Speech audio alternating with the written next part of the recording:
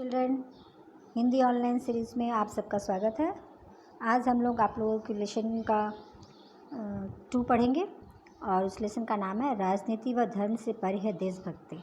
जैसा कि नाम से ही जानते हैं, देशभक्ति में राजनीति व धर्म उससे भी अधिक महत्व दिया गया। देशभक्ति सबसे बड़ा धर्म है। ये डॉक्टर APJ अब्दुल कलाम के बारे में लिखा गया है। ये आत्मकथा निबंध है। इसमें स्वयं डॉक्टर APJ अब्दुल कलाम ने अपने बारे में बताया है। तो सबसे पहले हम लोग APJ अब्दुल कलाम का कवि परिचय पढ़ेंगे।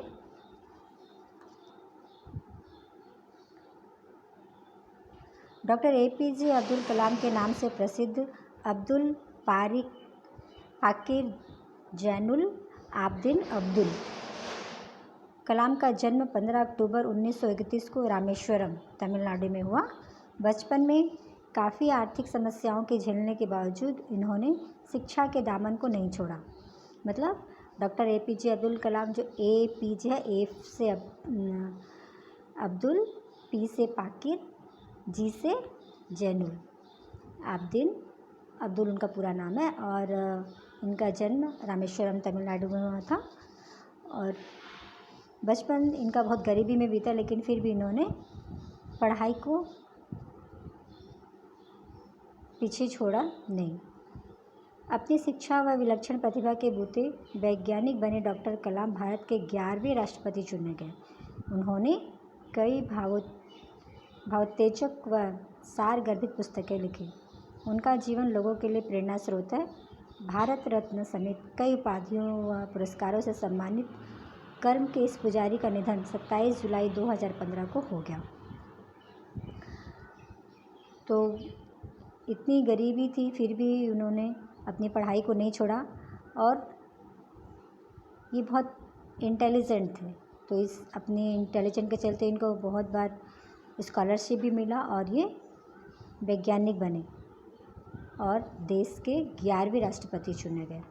इन्होंने बहुत सारी पुस्तकें लिखी है और इन्हें भारत रत्न आदि अनेक पुरस्कारों से सम्मानित किया गया है और इनका निधन 27 जुलाई 2015 को हो गया।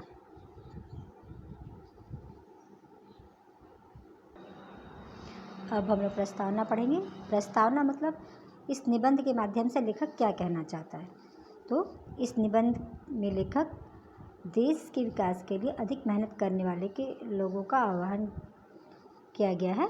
साथ ही उन्होंने यह भी स्पष्ट किया है कि शक्तिशाली देश का मतलब होता है सैन्य बल और आर्थिक संपन्नता। सैन्य बल मतलब हम लोग का डिफेंस पावर मजबूत होना चाहिए। आर्थिक संपन्नता, देश में बहुत इकोनॉमिक पावर होना चाहिए। फिर अब आगे, मार्च 2002 में मैं अन्ना विश्वविद्यालय चेन्नई में है, इंजीनियरिंग के अंतिम वर्ष के करीब 200 छात्रों को पढ़ा रहा था और प्रौद्योगिकी तथा उनके विविध आयाम, मतलब टेक्नोलॉजी एंड उसके डिफरेंट डाइवर्शन, मतलब उसका क्या क्या और यूज़ हो सकता है, इस विषय पर मैंने 10 व्याख्यानों की श्रृंखला तैयार की थी। 10 व्याख्यान मतलब उसको एक्सप्लेन करने के लिए 10 दिन का सीरीज़ बनाए थे। तो व्याख्यान के अंतिम दिन दोहरे प्रयोग वाली प्रौद्योगिकी पर चर्चा चल रही थी। छात्रों ने सवाल किया। तो जो लास्ट वाले दिन जब वो टेक्नोलॉजी के बारे में बता रहे थे, डुअल यूज़ ऑफ टेक्नोलॉजी है ना, उसके बारे में जब बता रहे थे तो बच्चों ने सवाल किया, सर मैंने हॉल में डॉक्टर अमर्त्य सेन का एक बयान पढ़ा है जिसके अनुसार मई 1998 में भारत परमाणु परीक्षण करने का फैसला सही नहीं था। डॉक्टर सेन महान अर्थशास्त्री और नोबेल पुरस्कार विजेता है तथा विकास संबंधी उनके विचारों को काफ़ी तरजीह भी दी जाती है। तरजीह देना मतलब बहुत इम्पोर्टेंस देना। ऐसे व्यक्ति के बयान को नज़रअंदाज नहीं किया जा सकता। इस बारे में आपका क्या विचार है। तो जब पढ़ा रहे थे तो ये बच्चे लोग ने सवाल किया कि सर डॉक्टर अमर्त्य सेन कौन है। ये महान अर्थशास्त्री, इकोनॉमिक्सिस्ट है वो, और उनको नोबेल पुरस्कार भी मिला। तो उन्होंने जब भारत में 1998 में परमाणु परीक्षण किया था तो वो उसके खिलाफ थे और उन्होंने कहा कि ये सही नहीं है। हाँ, तो हालांकि वो बहुत अच्छे अर्थशास्त्री हैं, तो उनके विचार सब कोई मानते हैं, लेकिन फिर भी उन्होंने ऐसा बयान क्यों दिया, इस पर आप क्या कहना चाहते हैं? तो डॉक्टर अबुल कलाम आज़ाद ने कहा, मैं आर्थिक विकास के क्षेत्र में उनकी महानता का लोहा मानता हूँ और उनके सुझाव मसलन प्राथमिक शिक्षा पर जोर दिए जाए वगैरह का भी स्वागत करता हूँ। मैंने कहा, लेकिन साथ ही मुझे यह भी लगता है कि डॉक्टर सेन शायद भारत को पश्चिम के जरिए से देखते हैं। उनका विचार है कि आर्थिक समृद्धि के लिए भारत के सभी देशों के साथ मैत्रीपूर्ण संबंध होने चाहिए। मैं इससे सहमत हूँ, लेकिन हमें भारत के अतीत के अनुभव को भी ध्यान में रखना होगा। तो यहाँ पे डॉक्टर कलाम बता रहे हैं कि डॉक्टर सेन जो थे वो तो अर्थशास्त्री थे, तो अर्थशास्त्री लोगों का काम क्या है? भारत कैसा अच्छा उन्नति करे, भारत में कैसे पैसा आए, भारत का सही विकास कैसा हो, इसके ऊपर भी बहुत ध्यान देते थे और उसके ऊपर बहुत उन्होंने सर्च भी किया और उनका सारा सजेशन भी सफल हुआ। लेकिन वो बोलते हैं कि ये सब तो ठीक है, लेकिन मेरे को लगता है डॉक्टर सेन भारत को पश्चिम नज़र से देखते हैं और उनका ये भी विचार है कि आर्थिक समृद्धि के लिए भारत के सभी देशों के साथ मैत्रीपूर्ण संबंध होना चाहिए। ये भी बात सही है कि भाई सबसे हम लोग दोस्ती करके रखेंगे, तभी हम लोग दूसरों के कल्चर के बारे में, दूसरे लोग इकोनॉमिक डेवलपमेंट कैसे कर रहे हैं उसके बारे में जानेंगे, है ना, उन लोग का टेक्नोलॉजी हम लोग जान पाएंगे। लेकिन हम लोग को इन सब के बावजूद भारत के अतीत में क्या था, ब्रिटिश लोग हम पे राज्य करते थे ना, वो लोग कैसे हम लोग के पर शासन कर पाए? क्योंकि हम लोग के पास डिफेंस पावर कम था, इसीलिए। और साथ में वो पंडित नेहरू के बारे में भी बता रहे हैं। पंडित नेहरू ने संयुक्त राष्ट्र में परमाणु प्रचार के विरोध में भाषण दिया था। जब संयुक्त राष्ट्र में जब सभी देश के नेता लोग आए थे, तो उसमें पंडित नेहरू ने परमाणु प्रचार के विरोध में भाषण दिया था, मतलब परमाणु प्रचार नहीं करना चाहिए।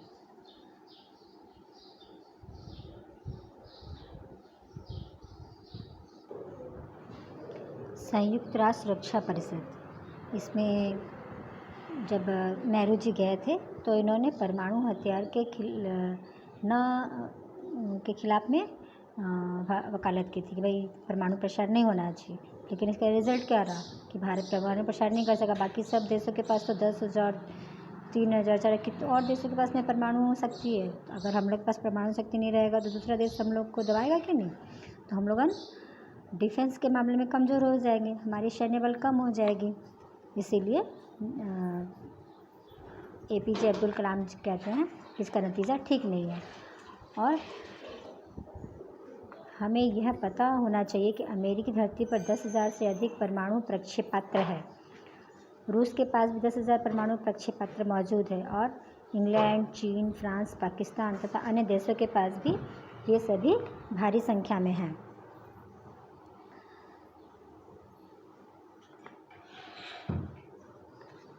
स्टार्ट 3 तथा अमेरिका और रूस के बीच हाल ही में हुए अन्य समझौतों के तहत इनकी संख्या घटाकर इनमें प्रत्येक के पास 2,000 प्रक्षेपास्त्र करने की है।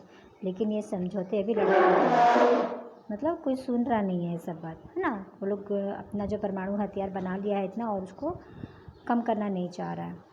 कोई भी इसकी संख्या में कमी करने की बात को गंभीरता से नहीं ले रहा है। जो लोग मई 1998 के परीक्षण का विरोध कर रहे हैं, उन्हें अमेरिका, रूस तथा अन्य पश्चिमी देशों में परमाणु हथियारों का स्तर 0 तक घटाने को लेकर आंदोलन करना चाहिए। यह याद रखना आवश्यक है कि हमारे 2 पड़ोसी देश परमाणु हथियारों तथा प्रक्षेपास्त्रों से लैस है। क्या ऐसे में भारत मूक दर्शक बना रह सकता है? मूक दर्शक माने चुप। जैसे चीन, पाकिस्तान, सबके पास परमाणु हथियार है, तो अगर भारत के पास नहीं होगा तो लोग आक्रमण करके भारत को अपने अंडर में ले लेगा कि नहीं? तो हम लोग को अपना सैन्य बल बढ़ाने के लिए परमाणु प्रसार करना बहुत ज़रूरी है। पिछले 3 वर्षों में भारत पर एक कर कई हमलावरों ने हमले किए, जिनमें इंग्लैंड, फ्रांस, डच और पुर्तगाल शामिल है, जो अपने प्रदेशों का विस्तार करने या धर्म का प्रचार प्रसार करने अथवा हमारे देश की दौलत को लूटने के इरादे से यहाँ आए थे। भारत ने कभी अन्य देशों पर कोई हमला क्यों नहीं किया? क्या इसलिए कि हमारे राजा महाराजा बहादुर नहीं थे? सच यह है कि भारतीय सहिष्णु माने बहुत सहन करने की कैपेसिटी है, और उन्होंने कभी भी इस बात पर विचार नहीं किया कि सदियों तक दूसरों के शासन में रहने के क्या परिणाम हो सकते हैं। लेकिन लंबे संघर्ष के बाद जब हमें आज़ादी मिली और देश एक हुआ, तब उनकी भौतिक सीमाएं भी स्पष्ट हो गई। तो क्या सिर्फ आर्थिक समृद्धि को ही लक्ष्य मानकर रहना चाहिए? देश की ताकत को जताने का एकमात्र तरीका है उसकी रक्षा करने की क्षमता का होना। ताकत ही ताकत का सम्मान कर सकती है, न कि कमजोरी। ताकत का अर्थ है सैन्य बल और आर्थिक संपन्नता। संयुक्त राष्ट्र के फैसले और नीतियों को वे लोग तय करते हैं जिनके पास परमाणु हथियार पहले से मौजूद है। ऐसा कैसे हुआ कि हमें अब तक भी सुरक्षा परिषद की सदस्यता नहीं दी गई, जबकि अन्य देशों ने सदस्य बनने की सिफारिशें करनी शुरू कर दी है? तो यहाँ पे बताना चाह रहे हैं अब्दुल कलाम साहब कि भारत में 3000 वर्ष से इंग्लैंड, फ्रांस, डच, पुर्तगाल सब हम लोग पे अटैक कर रहा है। कोई भारत को लूटने की इच्छा से आता है, क्योंकि वो भारत में तो स्वर्ण मुद्राएं चलती थी ना, तो ये सब हीरे जवाहरात बहुत थे। भारत में माइंस एरिया बहुत प्रचुर था, तो वहाँ लेने के लिए आते थे, या फिर अपना धर्म को बढ़ावा देने के लिए आते थे, या व्यापार करने आते। तो क्या भारत दूसरे देशों पे कभी हमला नहीं किया? क्यों? क्यों यहाँ राजा महाराजा बहादुर नहीं थे? सब बहादुर बहुत शक्तिशाली थे, लेकिन वो लोग बहुत सहिष्णु हैं। उन्होंने कभी इस बात पर विचार ही नहीं किया कि दूसरों पे शासन करना है बोल के। ठीक है, तो अब जब बहुत दूसरे लोग हम पे बहुत लंबे समय तक शासन किया, उसके बाद हम लोग को 1947 में आज़ादी मिली, तो हम लोग को एक बाउंड्री मिल गया कि भाई हम लोग का भारत से कहाँ तक है, कश्मीर से कन्याकुमारी, असम से गुजरात इधर। तो अब भारत की ताकत को जताने का एकमात्र तरीका है उसकी रक्षा करने की क्षमता का होना। अगर अभी भी हम लोग के पास रक्षा करने का अपना डिफेंस पावर नहीं होगा, तो दूसरे लोग फिर से आक्रमण करके हम लोग को अपने अंडर में ले लेंगे। ठीक है, तो ताकत का अर्थ होता है सैन्य बल और आर्थिक संपन्नता। आर्थिक संपन्नता इकोनॉमिक पावर को ही बढ़ाना है। अगर हम लोग अपना इकोनॉमिक पावर नहीं बढ़ाएंगे, पैसा ही नहीं रहेगा, तो कैसे कुछ हम लोग कर सकते हैं? तो संयुक्त राष्ट्र के फैसले और नीतियों को वो लोग तय करते हैं जिसके पास परमाणु हथियार है। हमारे पास पहले परमाणु हथियार नहीं था, तो अभी तक हम लोग भारत की संयुक्त राष्ट्र संघ के सदस्यता का सदस्य नहीं बन पाए, जबकि दूसरे लोग तो है। तो इस बार वही चीज़ अब्दुल कलाम यहाँ बता रहे हैं। फिर आगे उनका कहना है कि इस संबंध में मैं एक घटना का जिक्र करना चाहूँगा।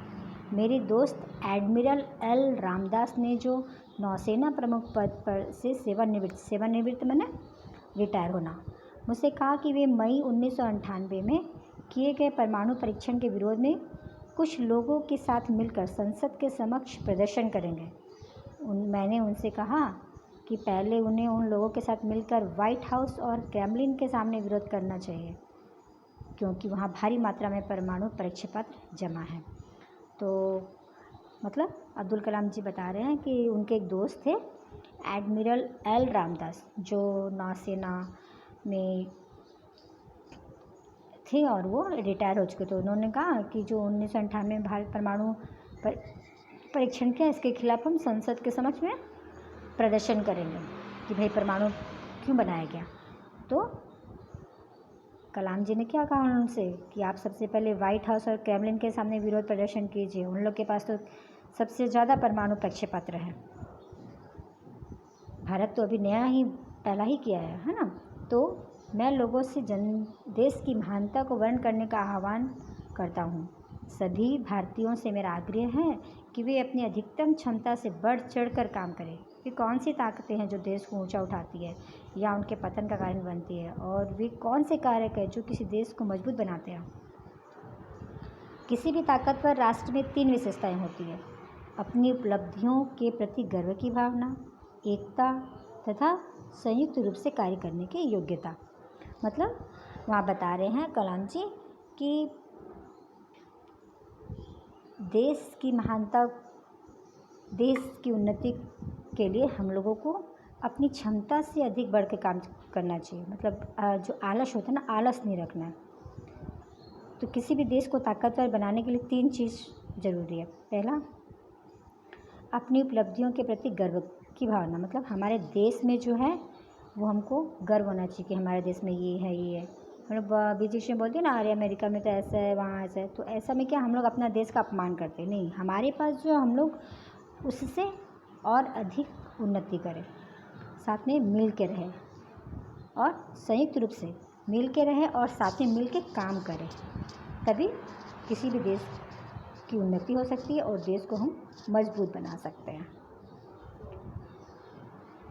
फिर अधिकतम स्तर पर उन्नति करने के लिए देश को चाहिए कि वह अपने नायकों तथा उनकी शौर्य गाथाओं, साहसिक पराक्रमों और अतीत की विजयों की स्मृति को जीवंत बनाकर रखें।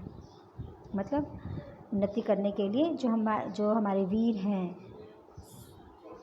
देश के पराक्रमी राजा महाराजा हैं, उनकी स्मृति हम लोग रखें कि अरे हमारे देश में तो महाराणा प्रताप जैसे राजा हुए जो किसी से नहीं डरता था, तो हम क्यों डरे, हम तो उन्हीं की संतान हैं।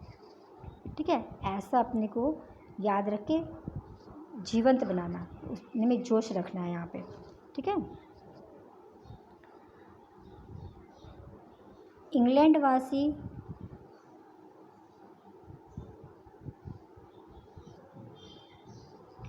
ऊंचाइयों को इसलिए पाए क्योंकि उनके पास लॉर्ड नेल्सन और ड्यूक ऑफ वेलिंगटन जैसे प्रशंसनीय नायक थे। इंग्लैंड के जो नायक थे ना, लॉर्ड नेल्सन और ड्यूक, ये लोग बहुत मेहनती, बहुत साहसी, ये लोग को बहुत साहित्य के थे। जापान अपने राष्ट्रीय गर्व को प्रदर्शित करने वाला देश है।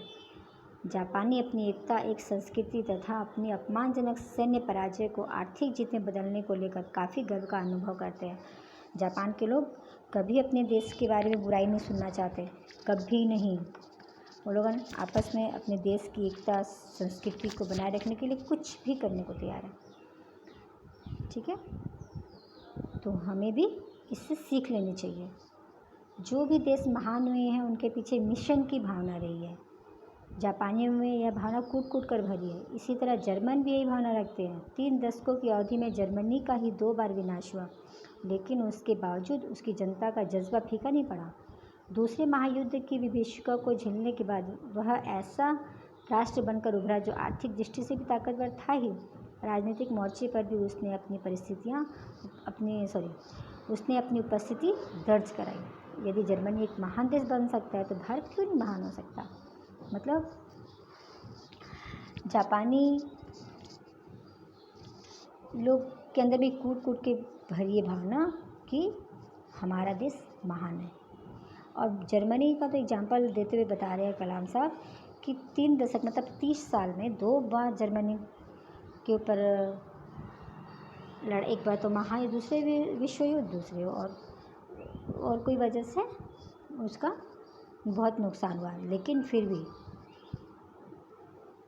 वो वहाँ के लोग इतनी मेहनत, इतने जज्बा से काम किए कि वो आर्थिक दृष्टि से तो मजबूत हुआ ही, साथ में राजनीतिक मोर्चे पर भी उसने अपनी उपस्थिति दर्शाई कि मैं भी बहुत ताकतवर देश हूँ बोल के। तो कलाम साहब बताते कि अगर जर्मनी एक महान देश बन सकता तो भारत क्यों नहीं बन सकता। सौभाग्यवश मुझे अपने देश के विभिन्न धर्मों को जानने और उनके बारे में पढ़ने का बचपन से ही मौका मिला। हाई स्कूल में और उसके बाद भी मैंने कुल मिलाकर लगभग 17 वर्षों तक धर्म संबंधी शिक्षा पाई। मैंने पाया कि सभी धर्मों का केंद्रीय विषय मनुष्य को आध्यात्मिक रूप से स्वस्थ रखना है। हमें यह समझना होगा कि वास्तव में भारत में धर्मनिरपेक्षता की बुनियाद भी आध्यात्मिकता से ही तैयार हो सकती है। तो कलाम साहब बता रहे हैं कि संजोग से वो अपने देश में, हमारे देश तो धर्मनिरपेक्ष राज्य ना, बहुत सारे देश धर्म के लोग रहते हैं यहाँ पे, तो बचपन से ही सब तरह के धर्मों से उनका सामना हुआ। तो उन्होंने बताया कि हाई स्कूल और उसके बाद ही 17 साल तक धर्म संबंधी और शिक्षा ली।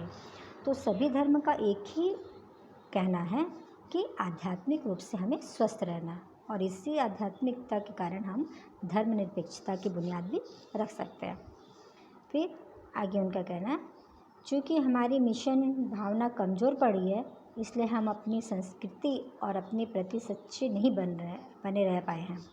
यदि हम खुद को उस विभाजित लोगों की तरह देखेंगे जिसके मन में अपने अतीत के प्रति कोई गर्व का भाव नहीं है और भविष्य पर जिन्हें भरोसा नहीं है, तो सिवाय खीज, निराशा और अंधकार के हमारे हाथ क्या लगेगा।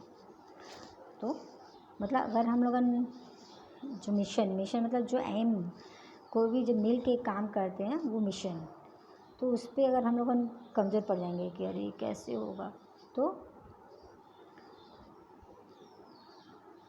हम अपने भविष्य में जो काम करना चाहते हैं उस काम में हम सफल नहीं होंगे, उसमें हमको निराशा ही मिलेगी, गुस्सा आएगा, है ना।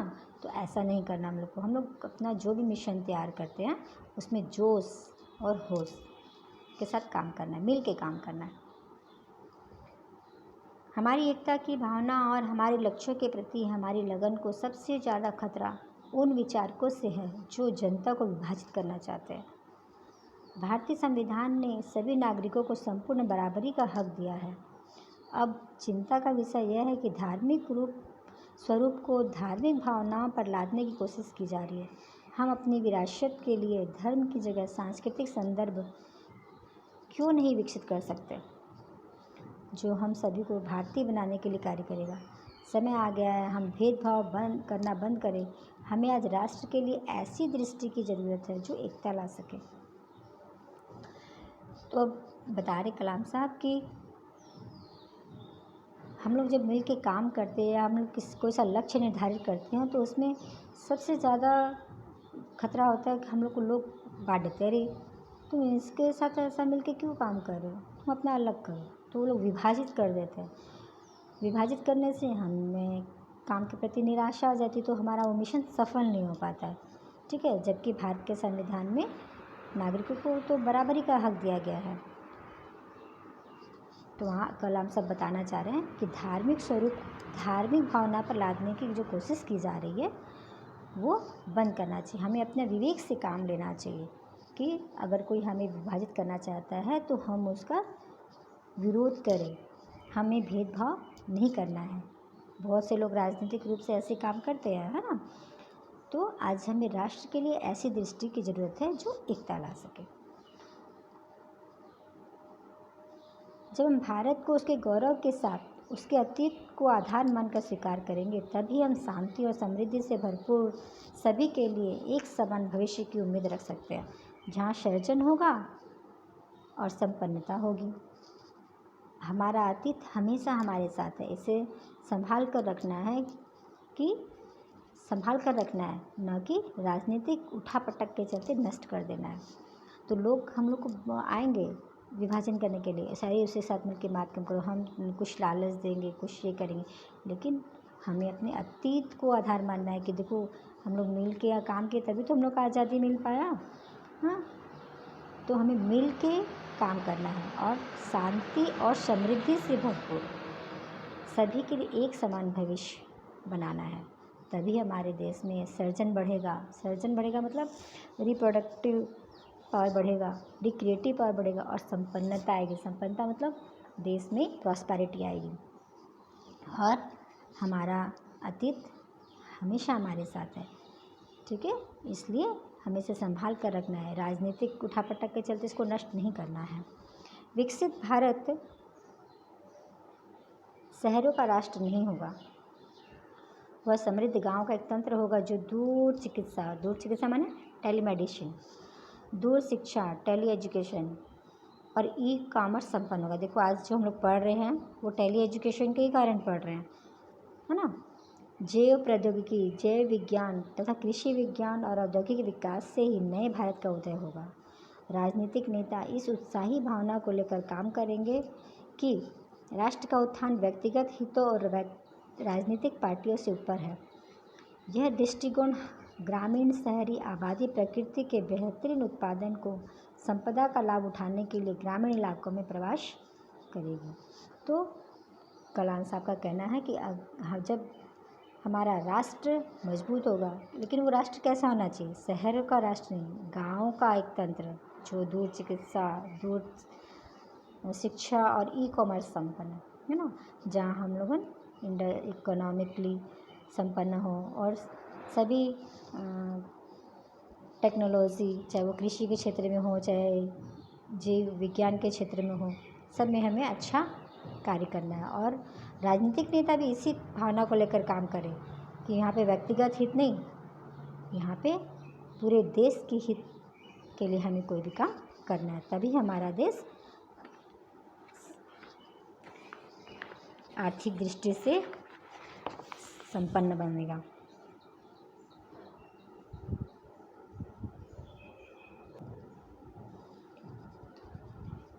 हमारे नेतृत्व के समक्ष सबसे आवश्यक और महत्वपूर्ण चुनौती रचनात्मक बदलाव लाने की है।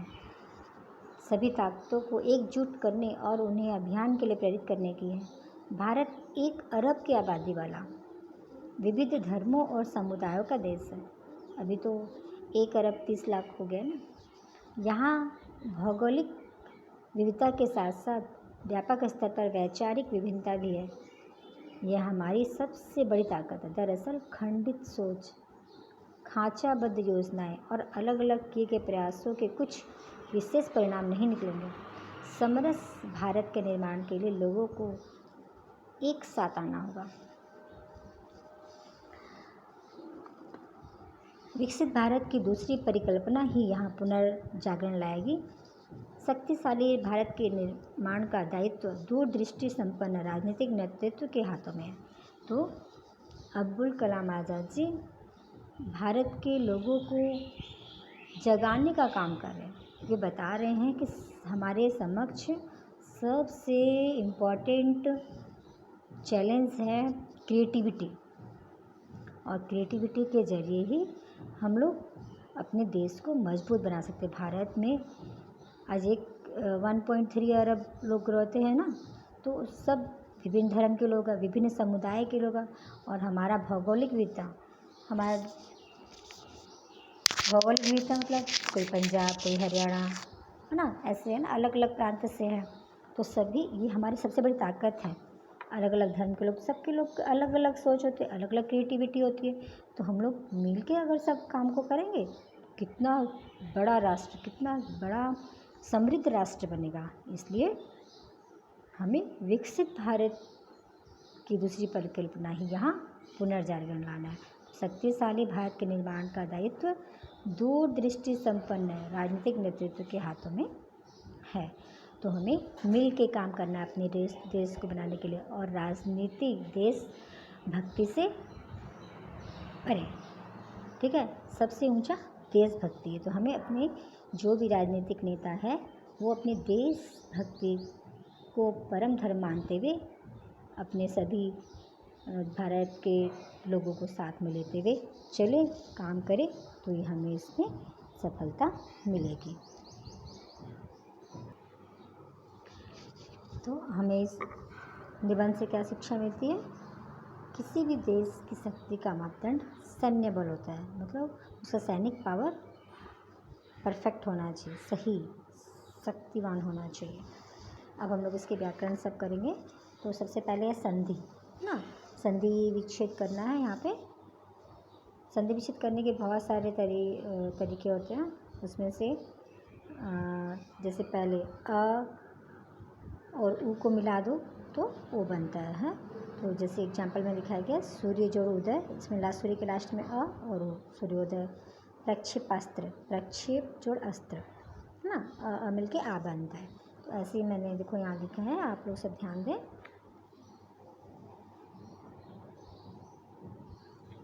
ब्रह्मास्त्र, ब्रह्मास्त्र का क्या होगा? ब्रह्म जोड़ अस्त्र। परोपकार, पर जोड़ उपकार। यथोचित, यथा जोड़ उचित। धर्मात्मा, धर्म जोड़ आत्मा। ठीक है, आगे हम लोग करेंगे। अब ग नंबर, पाठ से ढूंढकर निम्न शब्दों के विलोम शब्द लिखें। तो पहला विपन्नता, विपन्नता संपन्नता, अवनति उन्नति, एकल मैत्री, सृजन विनाश, सम्मानजनक अपमानजनक, दुर्भाग्य सौभाग्य, जय पराजय, अपूर्ण पूर्ण। अब यहाँ पे घ नंबर है निम्नलिखित शब्दों के मूल शब्द और प्रत्यय अलग कीजिए। भौगोलिक, तो इसमें एक प्रत्यय लगा हुआ है, भूगोल जोड़ एक, भौगोलिक। वैचारिक, विचार जोड़ एक, उत्साही, उत्साह जोड़ ई, रचनात्मक, रचना जोड़ आत्मा। फिर अंगा नंबर है निम्नलिखित शब्दों के वचन बदल कर लिखिए। मैंने यहाँ पूरा नहीं लिखा है, जस्ट कैसे चेंज करना है वो खाली आइडिया तुम लोग को दिया है, ठीक है। तो व्याख्यान में अगर हम लोग ओ की मात्रा लगा देंगे लास्ट में, न के ऊपर ओ की मात्रा, तो व्याख्यान व्याख्यानों, हथियार हथियारों, परमाणु लास्ट में ओ लिख देंगे, परमाणुओं, सीमा सीमाएं, समझौता समझौते, सिफारिश सिफारिशें, एक ही मात्रा लगा देना है, संख्या संख्याएं, भावना भावनाएं। ये पूरा मैंने लिखा नहीं है इसमें, खाली दो तो समझौते और सिफारिशें लिखा है, लेकिन यहाँ पे पूरा शब्द लिखना है तुम लोगों को, ठीक है। व्याख्यान ये सब जो है ना मैंने लिखा नहीं है, तुम लोगों को पूरा शब्द लिखना है ऐसे। फिर आगे मौखिक प्रश्न है, डॉक्टर कलाम किसे पढ़ा रहे थे? किसे पढ़ा रहे थे डॉक्टर कलाम, बताओ। तो ये टेक्निकल में जो लास्ट अंतिम वर्ष के जो छात्र थे उन लोग को पढ़ा रहे थे, है ना। तो डॉक्टर कलाम किस क्षेत्र में किसका लोहा मानते थे? तो ये औद्योगिक क्षेत्र में डॉक्टर सेन का लोहा मानते थे। और मिशन भावना कमज़ोर पड़ने से भारतीयों को क्या हानि हुई? उनका विकास नहीं हो पाया, है ना। फिर है लिखित प्रश्नों के उत्तर दीजिए। तो ये सारे प्रश्न उत्तर जो जितने भी हैं ना सारे आप लोगों को अपनी कॉपी में लिखनी है। डॉक्टर कलाम ने किस विषय पर कितने व्याख्यान तैयार किए? तो किस विषय पे उन्होंने व्याख्यान तैयार किया था?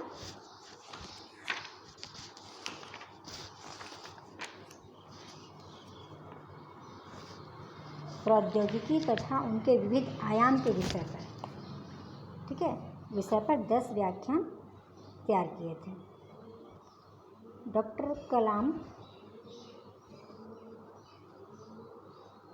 अच्छा, डॉक्टर अमर्त्य सेन कौन है? उनके किन विचारों का वर्णन छात्र द्वारा किया गया है? तो डॉक्टर अमर्त्य सेन महान अर्थशास्त्री और नोबेल पुरस्कार विजेता है।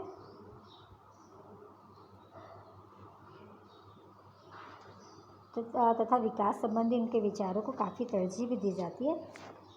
तो उनके किन विचारों का वर्णन छात्र द्वारा किया गया? उन्होंने 1998 में जो भारत द्वारा परमाणु परीक्षण हुआ था उसके फैसले के लिए उन्होंने बयान दिया था, उस पर विचार किया जा रहा था। परमाणु प्रक्षेपास्त्र किन देशों के पास कितनी मात्रा में है, इस पर वे समझौते क्यों लड़खड़ा रहे हैं? तो परमाणु प्रक्षेपास्त्र अमेरिका के पास 10,000 और रूस के पास भी 10,000 परमाणु प्रक्षेपास्त्र है। इंग्लैंड, चीन, फ्रांस, पाकिस्तान, अन्य देशों के पास भी ये भारी संख्या में है, ठीक है।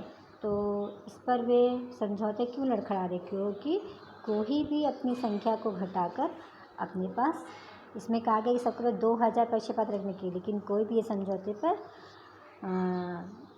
साइन करना नहीं चाह रहा है या उसको मानना नहीं चाह रहे हैं, है ना, क्योंकि वो लोग के पास बहुत ज़्यादा है और यहाँ पे लिमिटेशन कर दिया 2,000 का, इसीलिए। फिर है डॉक्टर कलाम ने देशवासियों से क्या आग्रह किया है? तो डॉक्टर देशवासियों ने अपनी एकता की भावना और लक्ष्य के प्रति लगन को सबसे ज़्यादा महत्व दिया है। हम लोग जो भी काम करेंगे वो मिल के करना है, हमें अपने भेदभाव को बंद करना है और अपने मिशन को मिल के पूरा करना है। किसी भी जो हमारे एकता को विभाजित करने आता है उसकी बातों पर हमें ध्यान नहीं देना है, हमें मिलकर अपने मिशन को पूरा करना है। भारतीय एकता को किन लोगों से ज़्यादा खतरा है और क्यों? जो हमें विभाजन करना चाहते हैं, हमें उन लोगों से खतरा है ना। जब हम लोग कुछ भी काम करना चाहते हैं तो वो लोग क्या करते हैं, हमें धर्म के आधार पर, संस्कृति के आधार पर वो हमें भेदभाव डाल देते हैं और हमें ऐसे लोगों से बहुत खतरा है। क्यों? क्योंकि वे हमारे मिशन को, हमारे देश को आगे बढ़ाने में खतरा पैदा करते हैं। फिर वैकल्पिक प्रश्न है, सही उत्तर पर चिन्ह लगाएं। डॉक्टर सेन के द्वारा किसका परीक्षण सही नहीं था? डॉक्टर सेन, है ना, मिसाइल, परमाणु, रॉकेट, तो वो परमाणु परीक्षण को वो सही नहीं मानते थे।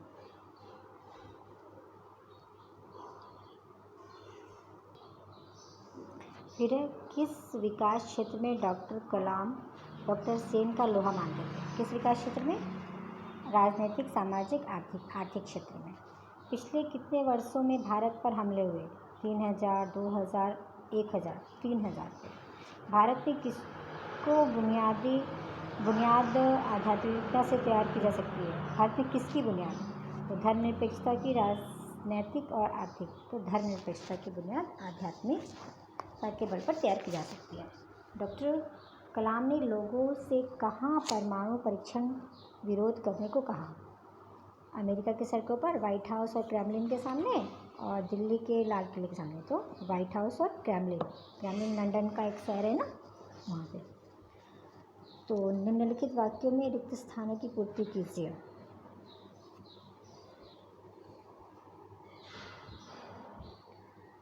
पहला है,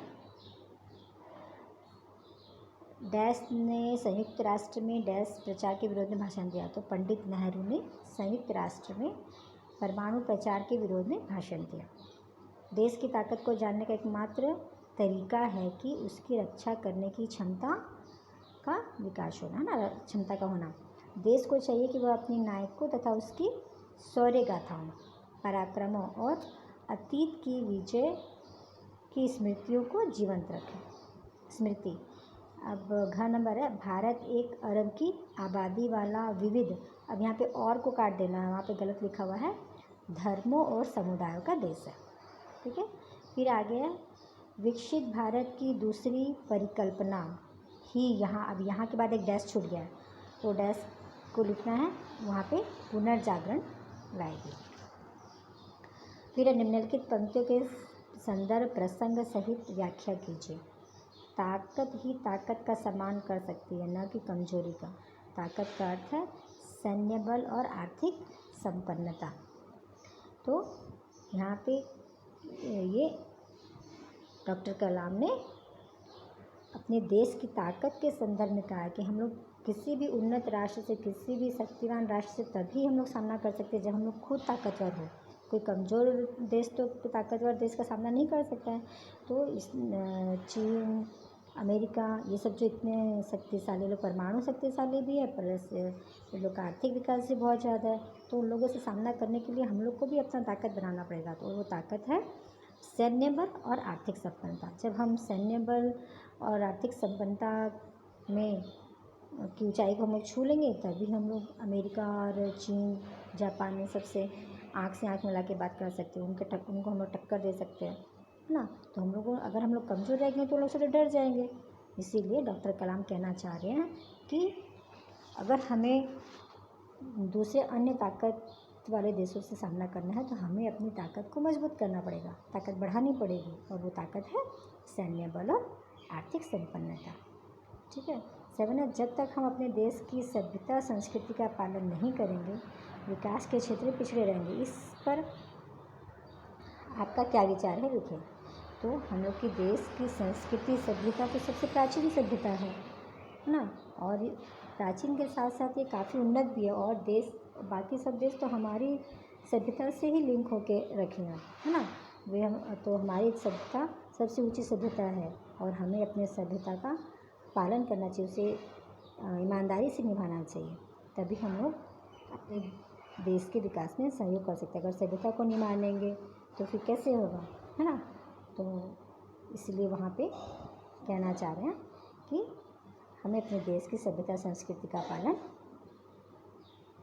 करेंगे तभी हम विकास के क्षेत्र में आगे बढ़ सकते हैं। Thank you. ये सब आप लोगों को अपनी बुक और कॉपी में करनी है, इसके सारे अभ्यास को, और करके इसको प्रैक्टिस करें। Thank you.